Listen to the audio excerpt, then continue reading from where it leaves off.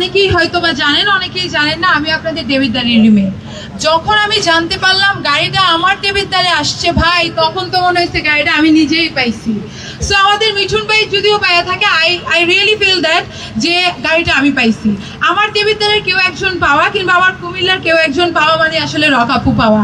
আপনাদের ভালোবাসার জায়গাটা যতটা শক্তিশালী ছিল, আমার ভালোবাসার জায়গাটা আপনাদের জন্য ঠিক ততটাই শক্তিশালী।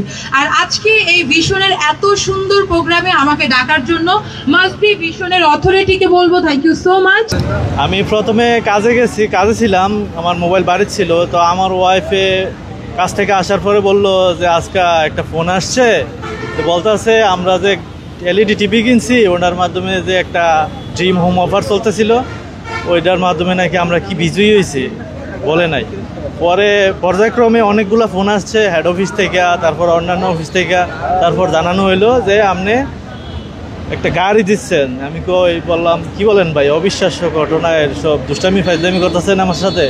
তো না ভাই সত্যি, আপনার সাথে পরবর্তীতে আবার যোগাযোগ করা হবে। তারপর তারা পর্যায়ক্রমে হোয়াটসঅ্যাপের মাধ্যমে ডকুমেন্ট নেয় আমার, তারপরে আজকে এই পর্যন্ত আর কি যে 15,000 প্লাস একটা এলইডি স্মার্ট টিভি কিনছিলাম। কেনার পরে জানতে পারলাম যেখানে ড্রিম হোম অফার সেশন 2 চলতেছে, তো এটা মাধ্যমে আর কি গাড়ি বিজয়ী হয়েছি, প্রথম গাড়ি উইনার। বলছে যে প্রাইভেট কার।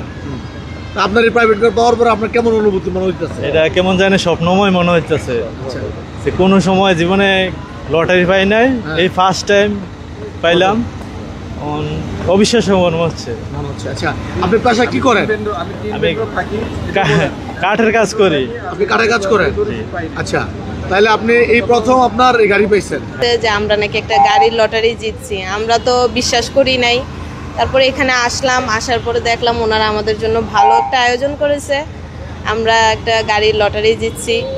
আমরা তো অনেক খুশি, ভিশন এম্পোরিয়ামকে অনেক অনেক ধন্যবাদ। বউ কি আছে সাথে? হ্যাঁ। কয়টা? গাড়ির সিট 5টা, বউ একটা, তো পোষাইলো না। কইছে বদি আসো না, আর কে আছে সাথে?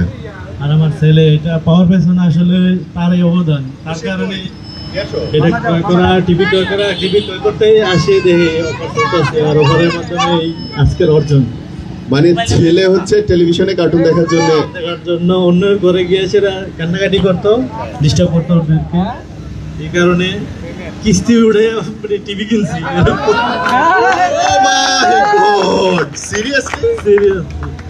সিরিয়াসলি আসলে ছেলের জন্যই আমাদের টিভি কেনা, ও খুব কান্নাকাটি করে কার্টুনের জন্য। আমাদের আগে একটা টিভি ছিল, বন্ধুর ঘরে গিয়া নিজের টিভি ছিল, ওটা নষ্ট হয়ে গেছে আর কি, নরমাল ছিল তো এটা, তারপরে এটাই। কোন কোম্পানির কাছ থেকে কিস্তি নিছো তুমি? তার আগে এইটা বল দাদা ভাই, বিয়েটা কি প্রেমের বিয়ে না সেটেল ম্যারেজ? হ্যাঁ, ওহো কতদিন লাগছে পটাইতে? এত সুন্দরী বউ, এত সোজা হিসাব নাকি? এটা আসলে অ্যারেঞ্জ আবার রিলেশনের। ও বুঝছি, যা বুঝার বুঝা লাইছি। প্রপোজ করছিল কে আগে? না অবভিয়াসলি আমি। বদি কি বলে প্রপোজ করছিল? আসো না দুইটা, এটা দাঁড়াই আমি তোমার বউর পাশে। হ্যাঁ, এক কুমিল্লার মানুষ এসে দিল আবার ঠাস। বদি কি বলে প্রপোজ করছিল?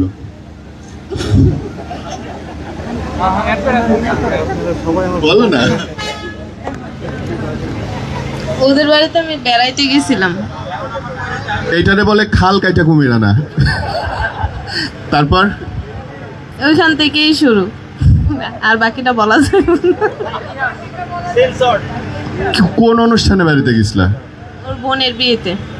ও, ওর বোনের বিয়েতে গিয়ে নিজের বিয়ে কনফার্ম?